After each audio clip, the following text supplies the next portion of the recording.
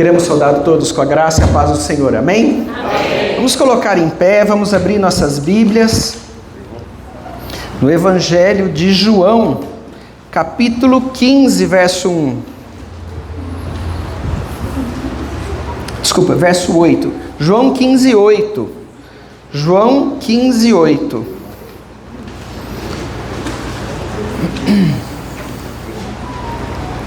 A palavra do Senhor nos diz assim: nisto é glorificado o meu Pai, em que deis muito fruto, e assim vos tornareis meus discípulos. Vamos orar ao Senhor.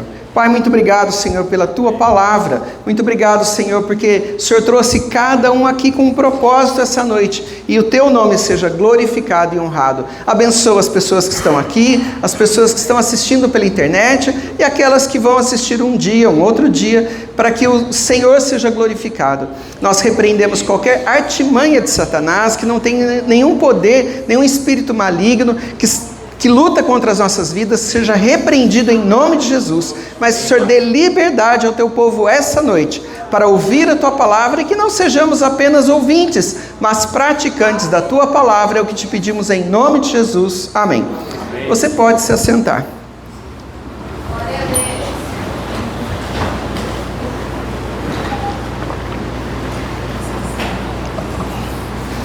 A palavra de Deus diz que Deus nos criou para darmos frutos. Deus quer que cada um de nós possamos dar frutos. Deus deseja isso, que nós frutifiquemos. A gente vê que lá desde o jardim do Éden, você pegar lá em Gênesis capítulo 1, você vai ver que Deus, quando criou o homem, falou assim: olha, eu vou deixar 4 coisas, Adão, Eva, para vocês fazerem.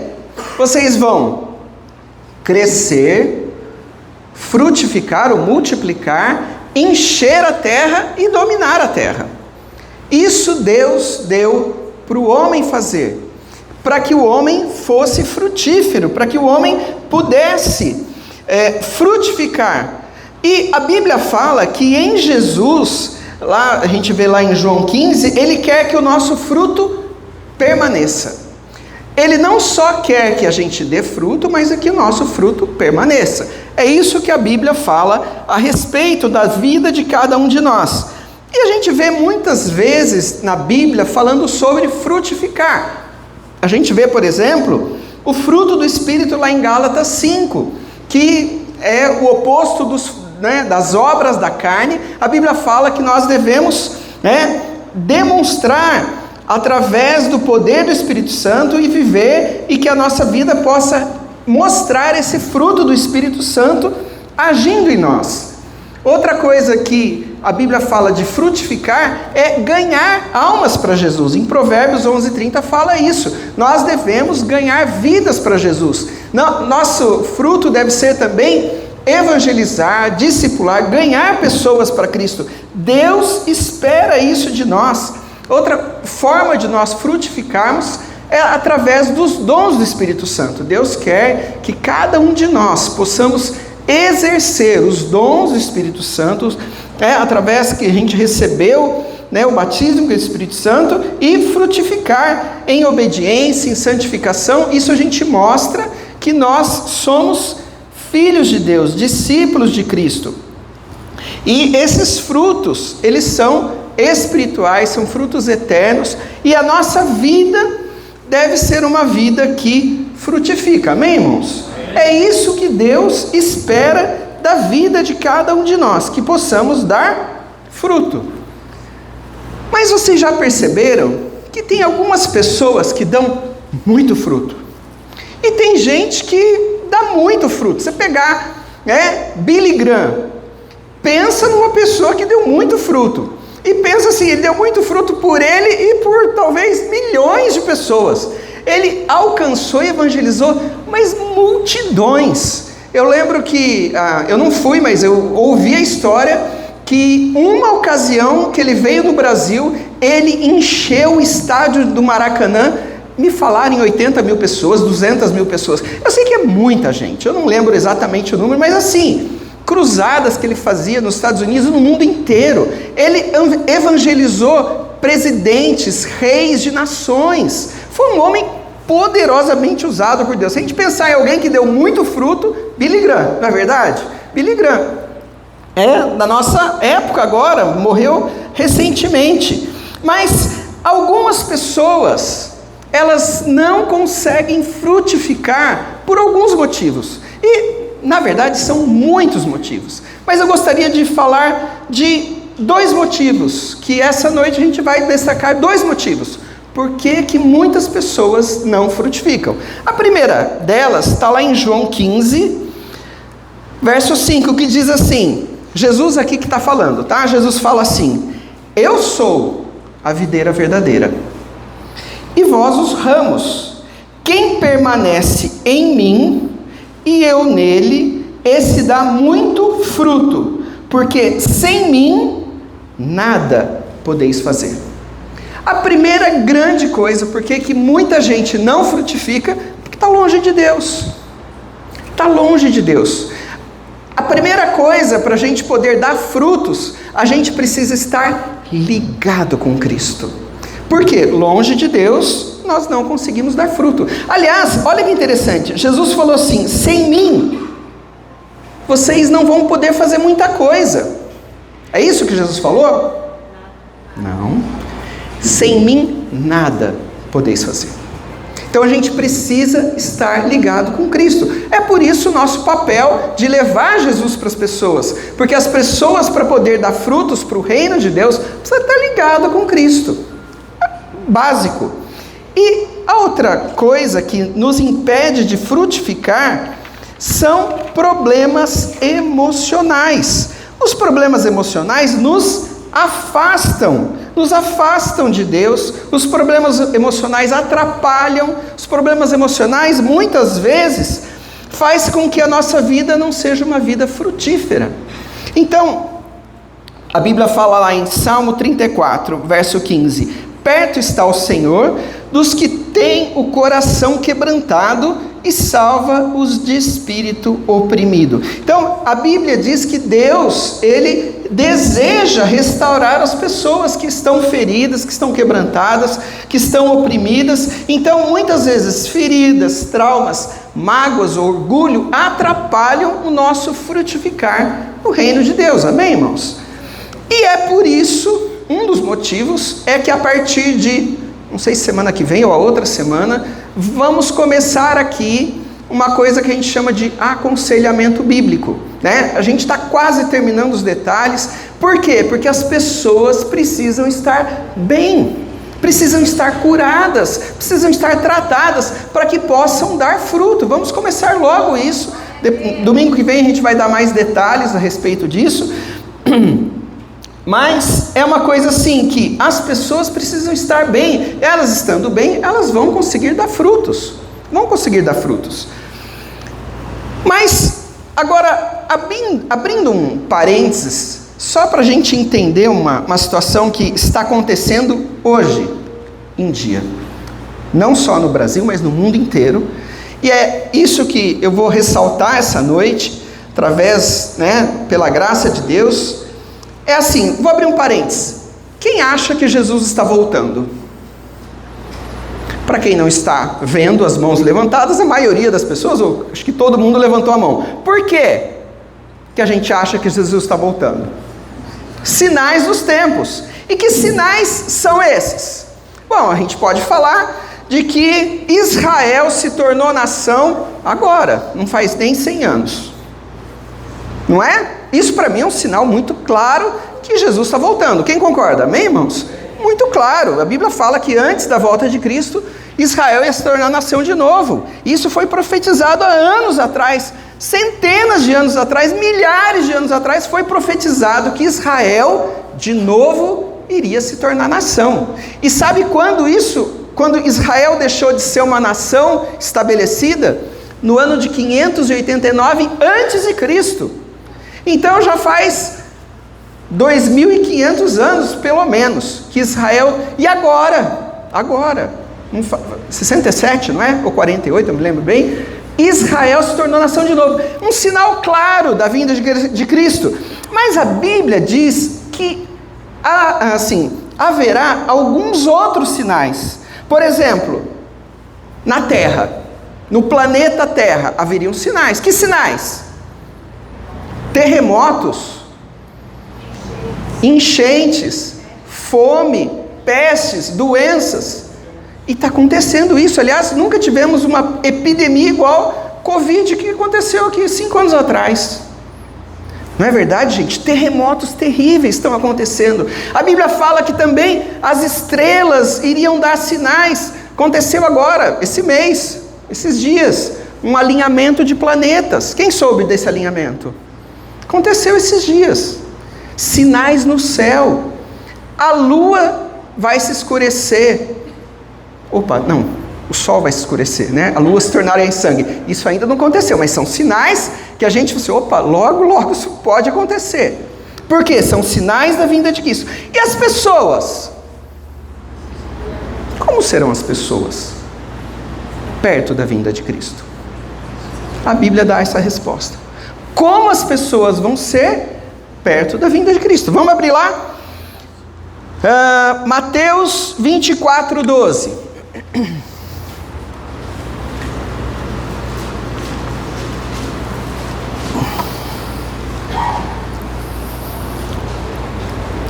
Mateus 24, 12, a Bíblia descreve como as pessoas serão. Aqui é Jesus falando, e esse Mateus 24 aqui é chamado de sermão profético. Jesus fala das coisas que iriam acontecer nos últimos dias. E aqui ele fala o seguinte: e por se multiplicar a iniquidade, o amor se esfriará de quase todos. Então, a primeira característica é que o amor iria se esfriar. O amor iria se esfriar de quase todo mundo. Isso é um dos sinais da volta de Cristo. O amor se esfriar. Outra coisa, e por se multiplicar a iniquidade. Iniquidade é diferente de pecado. Iniquidade é uma coisa assim, que a pessoa voluntariamente faz muita maldade, muita coisa errada. É uma coisa mais pesada que um pecado simplesmente. Bom, mas vamos ver outra característica, está lá em Judas, capítulo 1, verso 18 e 19. Olha que a Bíblia fala: nos últimos tempos, nos últimos dias, perto da volta de Cristo, haverá tempos, nos últimos tempos haverá escarnecedores, andando segundo as suas próprias paixões. São estes os que promovem divisões, sensuais, que não têm o Espírito Santo. Então, a Bíblia começa a descrever como as pessoas serão próximos da vinda de Cristo. Então a gente está vendo aqui, pessoas com uma iniquidade muito grande pairando sobre a terra. Pessoas vendo toda essa iniquidade, perdendo o amor. Outra característica, pessoas escarnecedoras. As pessoas escarnecedoras são aquelas que falam mal das outras pessoas, escarnecem. Elas criticam as outras pessoas, falam mal das pessoas. Essas pessoas são chamadas pela Bíblia de escarnecedoras. Então haveria muita gente que estaria falando mal das pessoas e vivendo segundo as suas próprias paixões, não segundo a Bíblia. Pessoas que promovem divisões, pessoas que não unem, mas promovem divisões. Então a gente está vendo que a Bíblia descreve pessoas nos dias de hoje, não é isso, gente? A gente está vivendo os últimos dias, e a Bíblia dá a descrição de como essas pessoas seriam.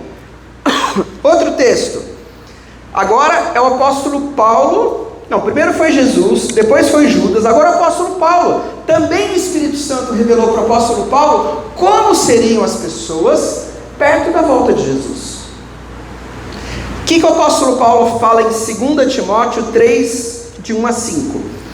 Aqui uma lista maior, aqui uma lista mais completa de como essas pessoas serão perto da volta de Jesus. Então a Bíblia fala assim: Sabe, porém, isso, nos últimos dias sobrevirão tempos difíceis. Repitam comigo, difíceis. Tempos difíceis. E como é que vão ser as pessoas nos últimos dias? Pois os homens serão egoístas. Os homens serão avarentos, jactanciosos, arrogantes, blasfemadores, desobedientes aos pais, ingratos, irreverentes, desafeiçoados, implacáveis, caluniadores, sem domínio de si, cruéis, inimigos do bem, traidores, atrevidos, enfatuados, mais amigo dos prazeres do que amigo de Deus, tendo forma de piedade, negando-lhe, entretanto, o poder. E o apóstolo Paulo dá o conselho dele: foge também destes. Aqui a Bíblia dá uma descrição mais completa de como serão as pessoas nos últimos dias. E gente, a gente está vendo isso acontecer ou não? Ou só eu que estou vendo? A gente está vendo isso. Pessoas amantes de si mesmo, pessoas egoístas, arrogantes. Quanta gente! Então, eu vou dar um nome disso, que são pessoas influenciadas pelo espírito do anticristo. A Bíblia fala que o espírito do anticristo já atuava naquela época. O próprio apóstolo Paulo falou assim: olha, esse espírito já está no mundo e já está agindo. E qual que é o objetivo do espírito do anticristo? É fazer com que as pessoas sejam assim, porque as pessoas assim não conseguem frutificar muito bem.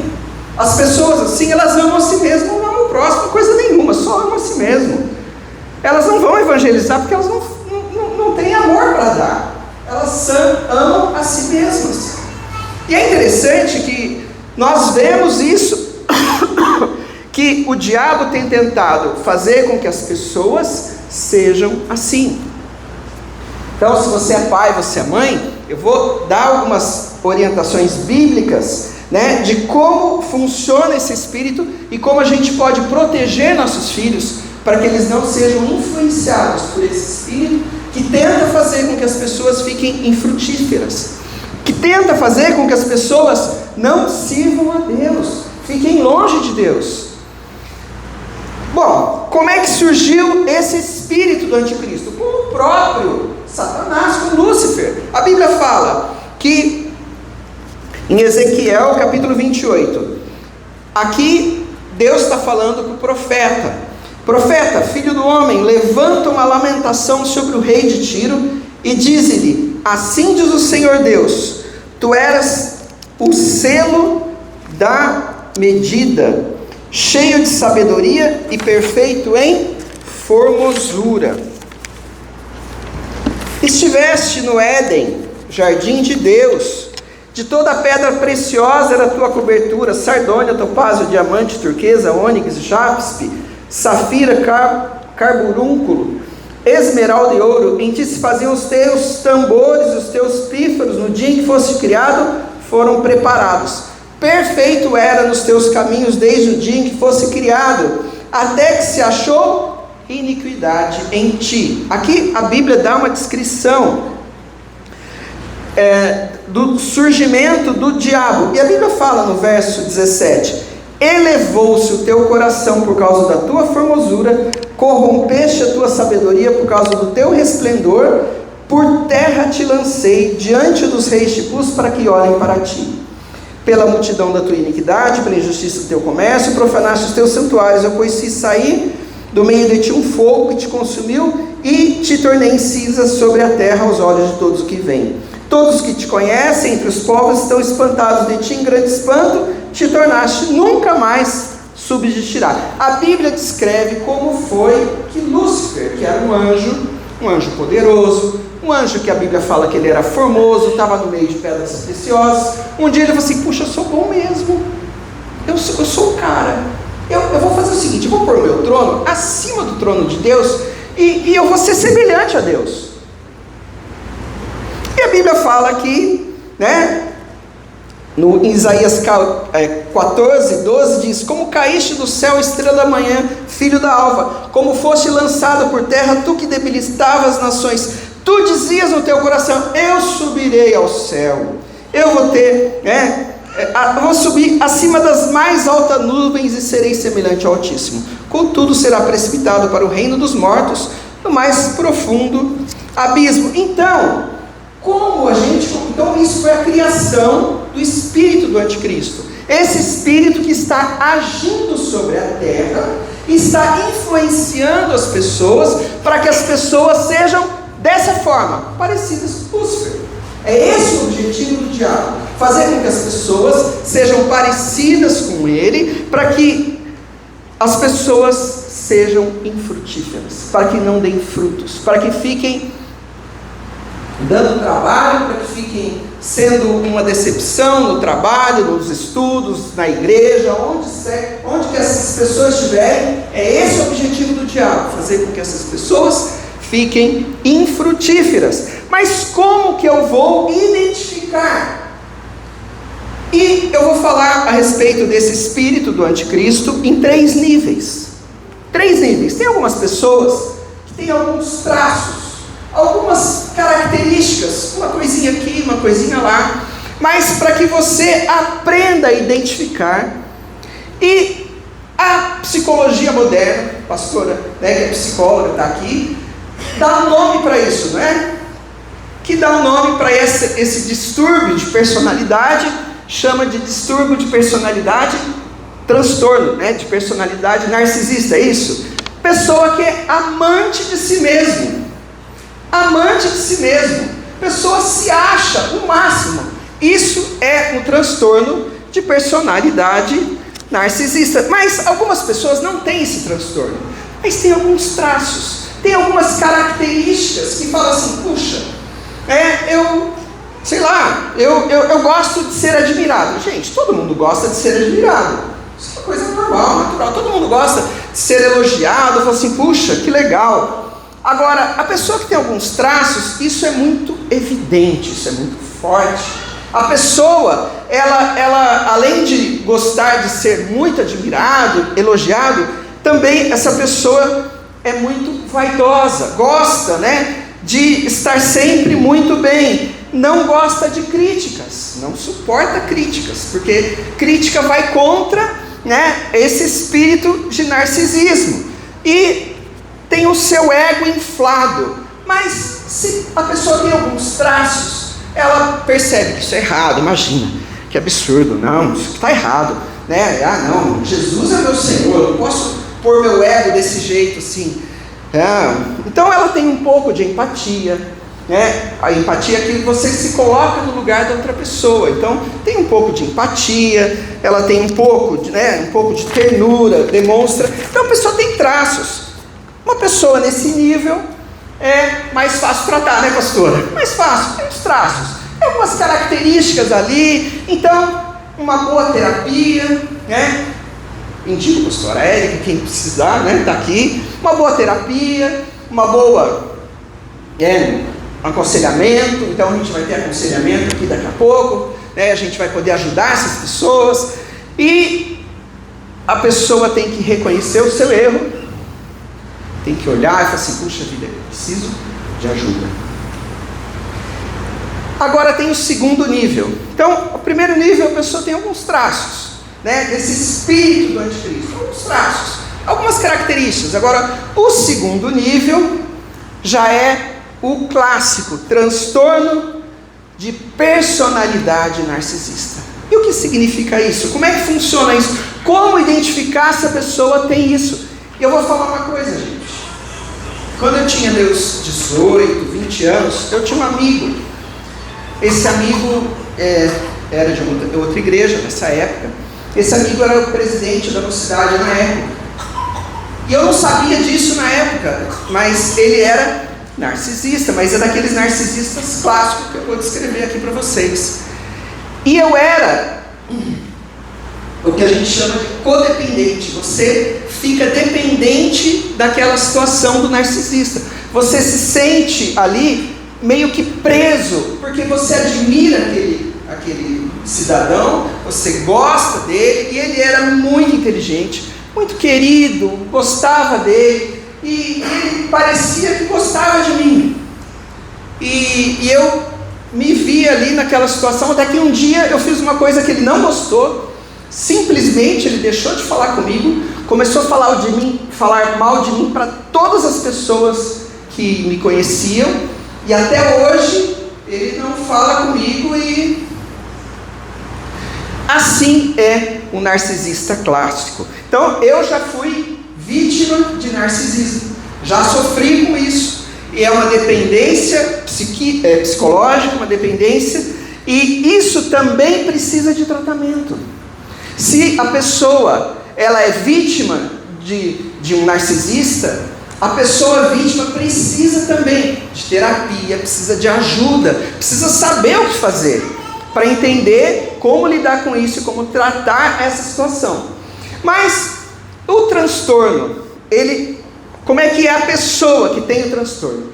A pessoa que tem esse transtorno, ela se sente superior, ela se sente maior do que todas as pessoas, ela despreza as pessoas inferiores. Muitas pessoas assim, elas além de ter o ego muito inflado, se acham melhor que todo mundo. Também essas pessoas, elas pensam que tudo deve girar em torno dessa pessoa. Espírito do anticristo, tudo tem que girar em torno daquela pessoa. Ela se acha superior, ela se acha o máximo, e todas as pessoas ao redor dela têm que servir essa pessoa. E a gente vê na Bíblia a gente vê alguns personagens, a gente já vai ver alguma coisa, mas só para a gente entender, essa pessoa, ela, por exemplo, vai fazer brincadeira com as pessoas. É gostoso gente que brinca, né? Mas ela não vai fazer brincadeira para incentivar você, vai brincar para te colocar para baixo, vai fazer brincadeira falando da sua barriga que está muito grande, vai falar que você é feio, vai falar, é brincadeira, né, gente? Só brincadeira, é só brincadeira, não vai falar, puxa, ó, ele não brinca consigo mesmo que está gordo, ele brinca com a pessoa do lado, especialmente com a vítima do narcisista. Então, são brincadeiras que te jogam para baixo, não te jogam para cima. Brincadeira, gente, brincadeira. E ele quer uma admiração constante. Ele explora as pessoas ao seu redor. Ele não ama as pessoas ao seu redor. Ele explora as pessoas ao seu redor. Eu imagino que você olha assim, eu conheço alguém no meu trabalho assim. Não é verdade? Eu conheço alguém no meu trabalho assim, já tive professor assim, não é verdade? Você fala, eu já tive professor que era exatamente assim. E gente, quantos professores, quantos chefes do trabalho são assim, e vivem assim, e acham que para eles é assim que é o certo. Outra característica do narcisista é que ele não vê que está errado. Aquela mãe que olha para o filho marchando errado, e todo mundo marchando certo, você vê, o filho está marchando certo, todo mundo marchando errado. Esse é o narcisista. Não vê erro nele. E aqui uma dica já para os pais. Pais, se seu filho fizer uma coisa errada, se ele estiver marchando errado, eu falei, filho, que legal você marchar, mas olha, seu passo não estava certo, filho. Ensina seus filhos que ele precisa saber que ele também erra, e que ele também precisa aprender que as outras pessoas erram e acertam, e ele também. Bom, esse espírito do anticristo, ele é arrogante, invejoso, mentiroso, e ele acredita tanto naquela mentira, que aquilo faz parte da cabeça dele, e acha que aquilo está certo, que não é mentira não, que aquilo aconteceu mesmo. Ele culpa as outras pessoas pelo seu próprio erro. Aquela diferença da pessoa que olha no espelho e olha para a janela. Se alguém fala alguma coisa assim, puxa vida, olha, isso aqui está dando certo. Sim, também, aí olha no espelho, também eu sou o máximo, está dando certo o que eu estou fazendo. Ah, mas isso aqui deu errado. Aí ele olha para a janela. Deu errado por causa dos outros. Olha, as pessoas estão fazendo tudo errado. Nunca admite seu erro. Nunca admite as suas falhas. Sempre culpa as outras pessoas. E muitas vezes ele é arrogante. E muitas vezes ele é vítima. Se a arrogância não deu certo numa situação, ele se torna vítima na outra situação. E se vitimiza por situações que muitas vezes é ele mesmo que está errado, mas ele arruma desculpas e situações e acaba culpando as outras pessoas. Esse é o transtorno, de personalidade narcisista. E assim funciona. Agora tem o outro grau, o mais avançado, o PhD do narcisismo. Esse daí é realmente um problema sério. Esse tem que envolver polícia, tem que envolver cadeia, é o narcisista psicopata. Ele é tão forte nisso que ele é maligno, ele tem prazer em humilhar as pessoas, ele tem crueldade em ver o sofrimento das pessoas. Imagina se tem por exemplo, alguém no governo assim. Imagina alguém no governo assim. Imagina um ministro do STF nesse nível.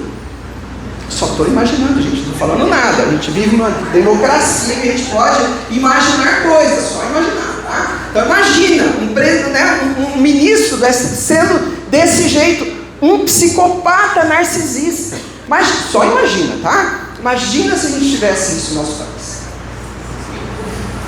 Ele manda matar, ele manda fazer coisas terríveis para as pessoas, ameaça, agressividade física. Muitas vezes mulheres são mortas, machucadas por causa de narcisistas psicopatas. Esses precisam de tratamento, esses precisam reconhecer seu erro e falar assim: eu preciso primeiro se converter, depois se converte, precisa passar por psicólogo, muitas vezes psiquiatra também, para ajudar. Por quê? Porque isso é um problema. Mas lembra que eu falei que o narcisista não vê o seu erro? Isso é um problema, gente, porque se ele não vê o seu erro, como é que ele vai se tratar? Eu não tenho nada de errado, não tem nada de errado comigo, eu sou perfeito, eu sou o máximo. Olha que dilema. Espírito do anticristo. Uma coisa, ele não tem remorso, ele faz as coisas erradas. Diferente dos outros dois níveis, esse não tem remorso nenhum. A gente vê muitas vezes na televisão, matou e está dando risada no julgamento. Vocês já viram isso? A gente vê na TV, a pessoa dando risada, não está nem aí, não tem remorso nenhum. Não tem remorso nenhum. E é claro que todos esses níveis, a gente tem o leve, o moderado, tem o mais grave, todos esses. Mas a gente vai ver o seguinte: como que a gente vai lidar? Primeiro saber como Deus lida com o narcisista. Como é que Deus lida com a pessoa que tem essa situação? Só a gente vê o que ele fez com Lúcifer. Não quero você perto de mim. Não foi isso que ele fez com Lúcifer? Eu tenho certeza absoluta que ele deu oportunidade para Lúcifer se retratar e se emendar lá enquanto ele estava lá no céu. Eu tenho certeza. Conhecendo o Deus que a gente serve, eu tenho certeza que ele teve lá no céu, quando começou a situação, oportunidade de se arrepender. Tenho certeza que Deus deu essa oportunidade, mas ele não quis, e a Bíblia fala que ele foi jogado longe de Deus. Longe de Deus. E como a gente vê, que Deus faz com as pessoas? Então a Bíblia fala que Deus resiste aos soberbos, mas dá graça aos humildes. Aquela pessoa que se humilha, fala assim: Deus, eu sou um pó. Deus estende sua mão. Deus, eu preciso de ti. Eu não consigo. Deus, ele estende a mão. E Caim? Como é que Deus tratou com Caim? Caim, narcisista, chegou e falou assim: Abel, você está oferecendo aí um sacrifício melhor que eu? Você está servindo a Deus melhor que eu? Que história é essa, Caim? Quer dizer, Abel foi lá e matou Abel. Matou Abel. Primeiro homicídio que a gente teve foi uma briga de religião. Primeiro homicídio. Então, o que aconteceu com Caim? Deus falou assim: eu vou amaldiçoar você, Caim. Deus não deixa barato. Caim foi amaldiçoado. E com Saul? A Bíblia fala que Saul começou bem, Saul começou humilde, Saul começou, mas quando ele recebeu o poder, a coroa, o ouro, as situações, a Bíblia fala que o seu coração foi enchendo de orgulho.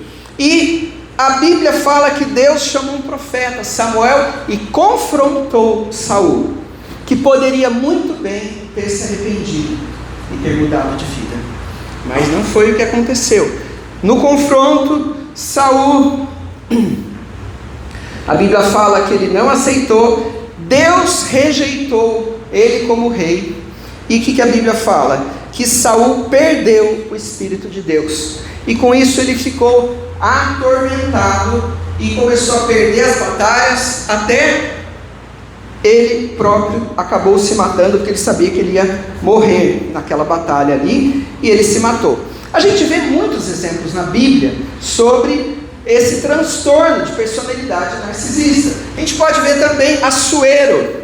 Assuero, se você pegar capítulo 1 de Esther, gente, dá uma descrição perfeita de um rei narcisista.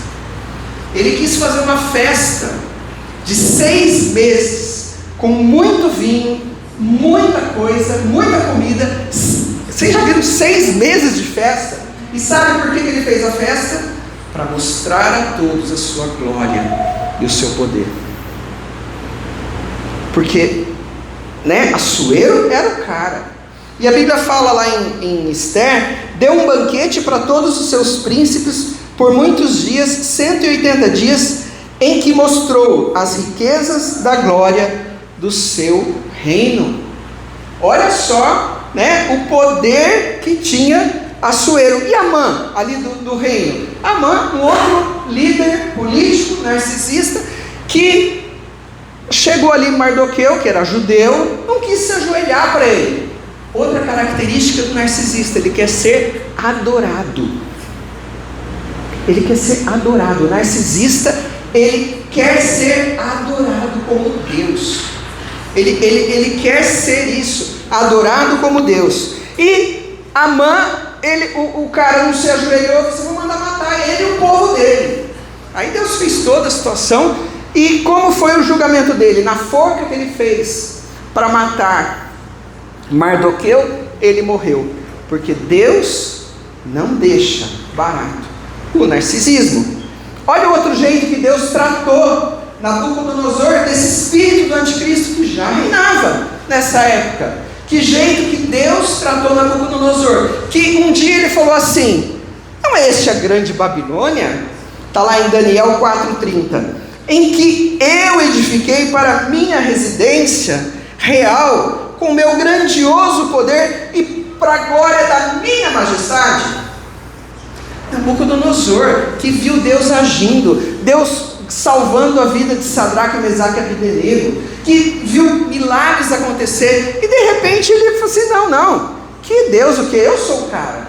A Bíblia diz que Deus julgou ele, mandou ele para o meio do mato, ficou comendo mato que nem animal, e a barba cresceu, e ele se tornou um bicho, até que ele reconheceu que Deus é superior, que Deus é sim o cara, que Deus é o máximo, que Ele sim é o Deus Todo-Poderoso, e que nós, gente, nós somos pó. Nós somos pó. Quem somos nós? No Novo Testamento, Herodes, em Atos capítulo 12, Herodes era judeu, conhecia a Bíblia, conhecia os projetos de Deus, conhecia quem era Deus. Um dia ele estava dando uma palestra, e eles falavam muito bem, devia ser muito bem eloquente, e as pessoas falavam assim: esse homem isso aí parece Deus falando. E ele se encheu de orgulho. Está lá em Atos 12, 21. E o povo exclamava: é voz de um Deus e não de homem. No mesmo instante, um anjo do Senhor o feriu, porquanto não deu glória a Deus e comido de vermes expirou. Olha só, a nossa vida deve glorificar o Deus do céu. E a gente não pode receber adoração. Amém, irmãos? Só Deus pode ser adorado.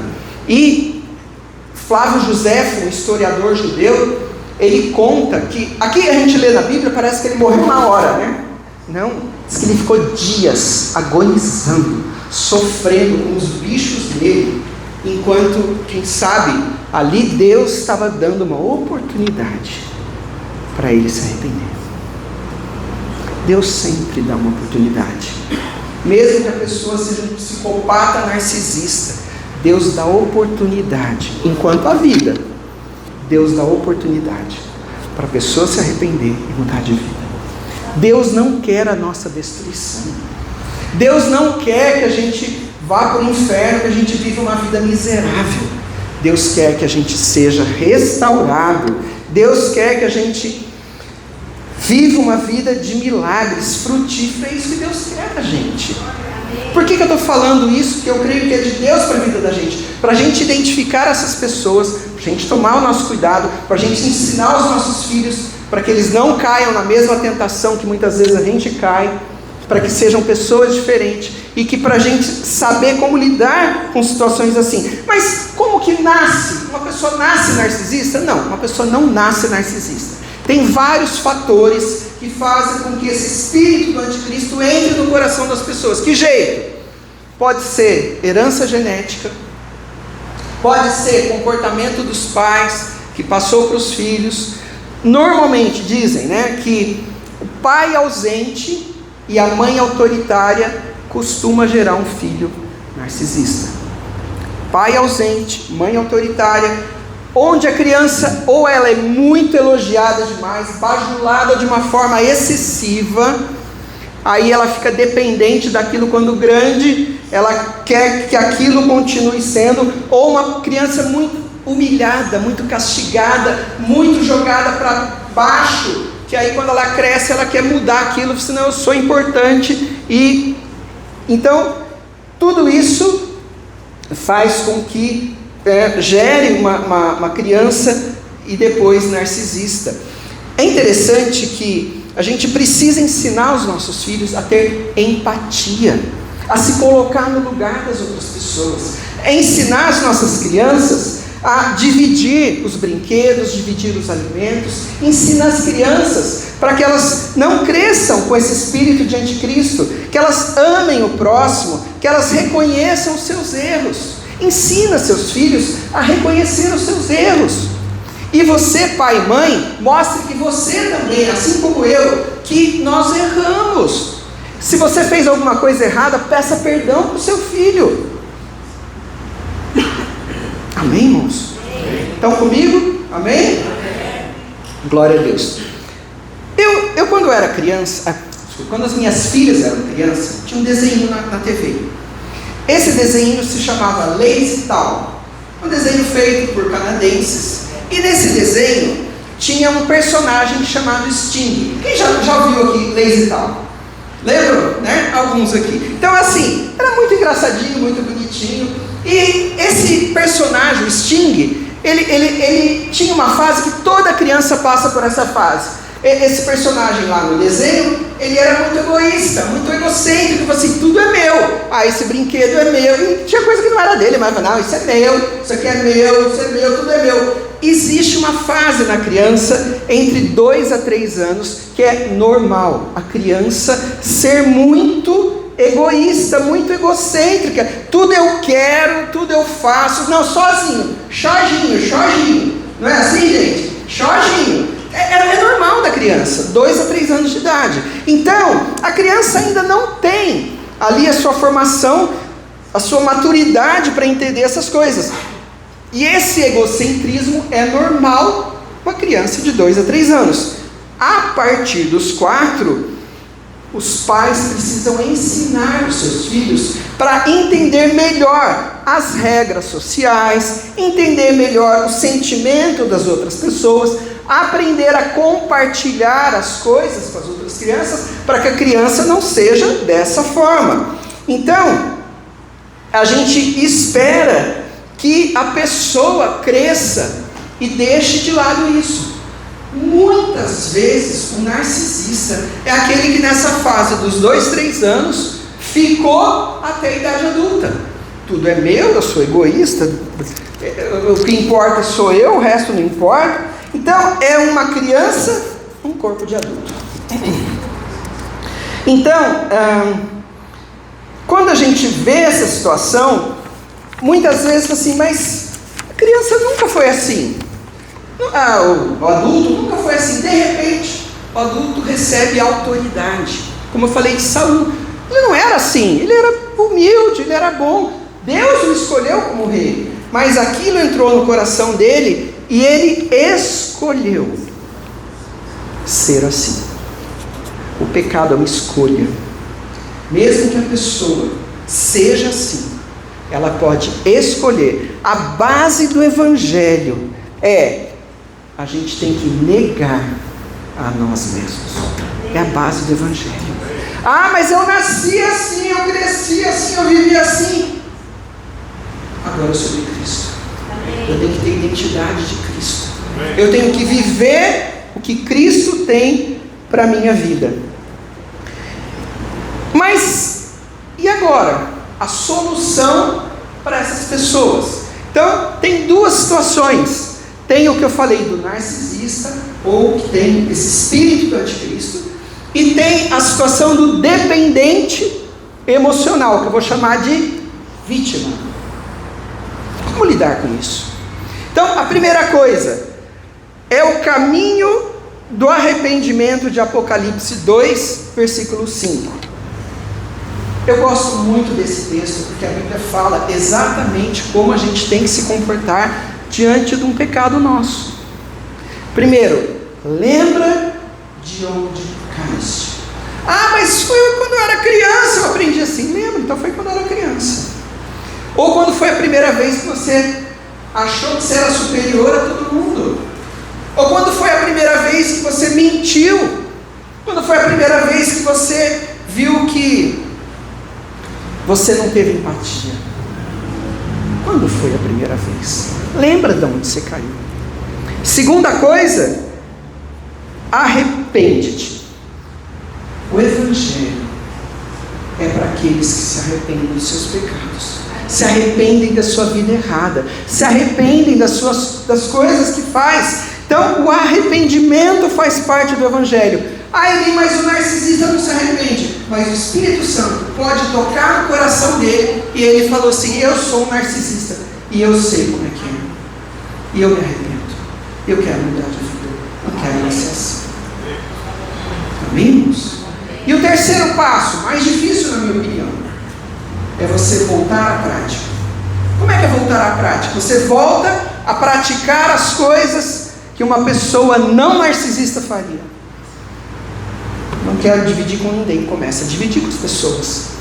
Eu não quero amar. Começa a amar. Amar é uma decisão. Começa a amar as pessoas. Começa a ajudar as pessoas. Ninguém se metia na minha vida. Agora começa a se meter pessoas na sua vida. Eu não quero. Não. Você tem que negar a si mesmo. Negar a si mesmo. Negar a si mesmo. Faz parte do evangelho. Começa a praticar as obras de uma pessoa que tem o Espírito Santo. As obras do Espírito deixa manifestar e se anula como narcisista. A psicologia diz que é impossível. Narcisista não se arrepende. Mas para Deus tudo é possível. Amém, irmãos? Para Deus tudo é possível. Para Deus tudo é possível. Para Deus tudo é possível. Então, por mais endurecido que o narcisista seja, ele pode ser tocado pela graça de Deus, se houver um coração disposto a se arrepender. Deus não quer destruir as pessoas, Deus quer restaurar. Mas onde não há arrependimento, há juízo. Deus, se você está ouvindo aqui, se você se identifica com esse problema, se identifica como uma vítima, Deus está te avisando. Presta atenção. Presta atenção. Você que está ouvindo aí na internet, presta atenção. Deus está falando com você. Presta atenção. Se arrepende. Negue-se a si mesmo. Tome a sua cruz e siga Jesus. Dia a dia. Comece a mudar as atitudes. Comece a mudar as perspectivas. Senão, haverá juízo. Uma pessoa esses dias contou para mim que repreendeu um narcisista. Uma pessoa que tinha muita autoridade, muito poder, muita gente, uma pessoa poderosa. Não quis ouvir. Alguns meses depois ele morreu. Um acidente terrível. Morreu. Porque quando não há arrependimento, e o profeta fala, se não houver arrependimento, há juízo de Deus. Preste atenção. Se você que está me ouvindo aí está passando por isso, preste atenção. Para você que é vítima agora, você sabe com quem você está lidando. Preste atenção, você tem que tomar uma postura. Segunda coisa, para quem é narcisista ou para quem é vítima, cura interior, terapia. Cura interior a gente vai fazer agora, aconselhamento bíblico, vai começar outra semana. Venha, marque seu horário, vai ter um WhatsApp que a gente vai deixar disponível. Marque o horário, venha ser tratado. Venha ser tratado, cura interior, precisa terapia, dependendo do nível, até psiquiatra, porque alguns remédios ajudam a pessoa, não é isso, pastora Érica? Precisa tratamento, busque oração, busque aconselhamento, busque libertação.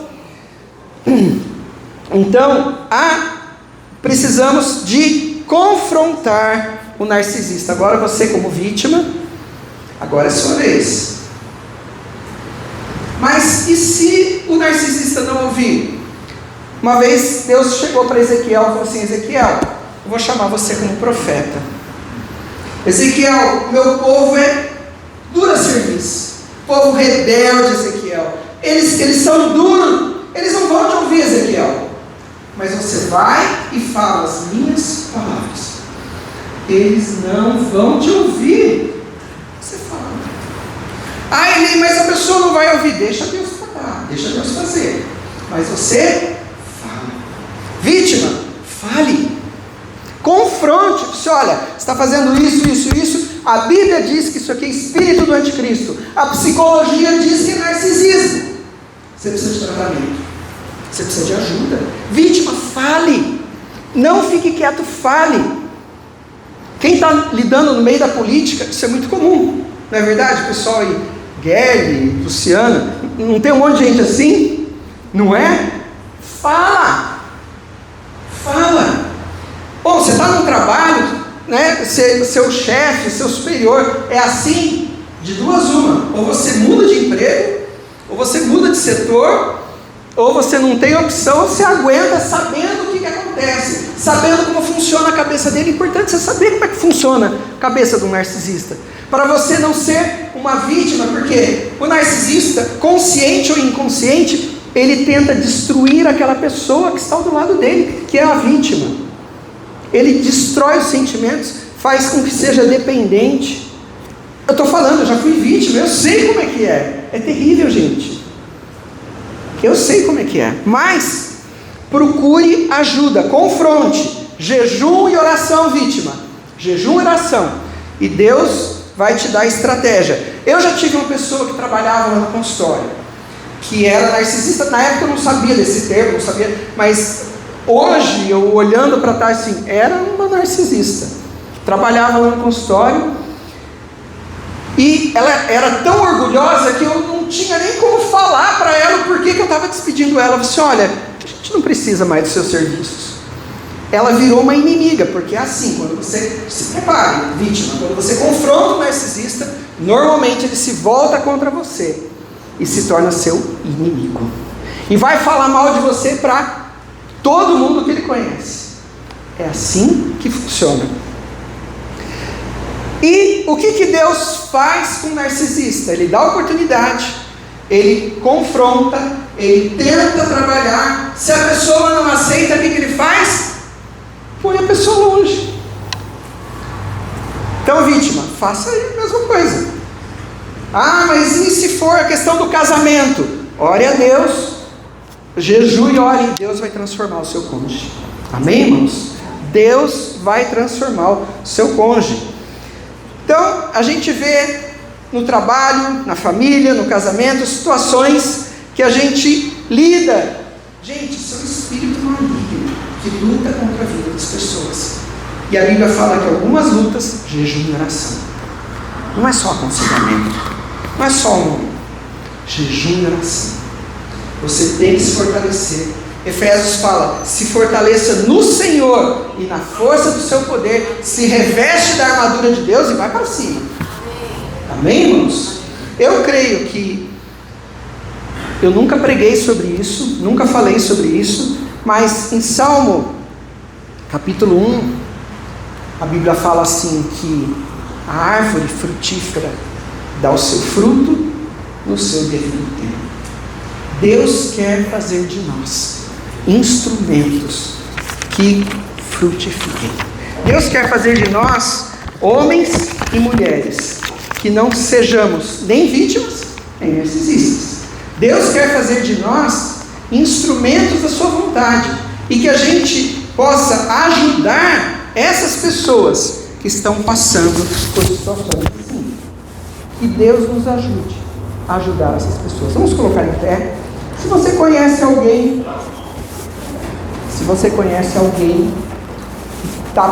que é narcisista ou que é vítima de um narcisista, se você conhece uma situação que você precisa de ajuda, então a gente vai ter aqui aconselhamento bíblico, vai começar gratuito, não vai ser cobrado nada. Aconselhamento bíblico vai começar daqui 2, 3 semanas, não sei bem ao certo, mas assim, é para ajudar pessoas. E não é só isso, gente. Tem tantos traumas, tantos problemas que as pessoas sofrem que precisam de ajuda. Que Deus nos ajude. Eu não vou pedir para você vir à frente, mas eu vou pedir para você no seu coração. Você falar assim, Deus me ajude. Abaixe sua cabeça. Eu vou pedir para você repetir uma oração comigo. Diz assim, Senhor Jesus, nesta noite, ao ouvir a Tua palavra, eu sinto o desejo no meu coração de confessar que o espírito do anticristo tem tentado contra a minha vida. Senhor Jesus, me perdoa os meus pecados, a minha omissão, e me ajude para que eu seja uma pessoa cheia de frutos e que o Teu nome seja glorificado através da minha vida, em nome do Senhor Jesus. Amém. Senhor Jesus, obrigado por essas vidas, obrigado pela oportunidade de pregar a Tua palavra. Que o Senhor possa estar fazendo de cada um que está aqui, de cada um que está ouvindo e vendo essa mensagem, instrumentos, Deus, para glorificar e exaltar o Teu nome. Desfaz, Senhor, tudo aquilo que o diabo tentou plantar no nosso coração, Deus. Que o Senhor possa estar fazendo de nós pessoas saradas, curadas, sem traumas, sem feridas, para que possamos produzir muito fruto e frutos que permaneçam. Assim te pedimos em nome de Jesus.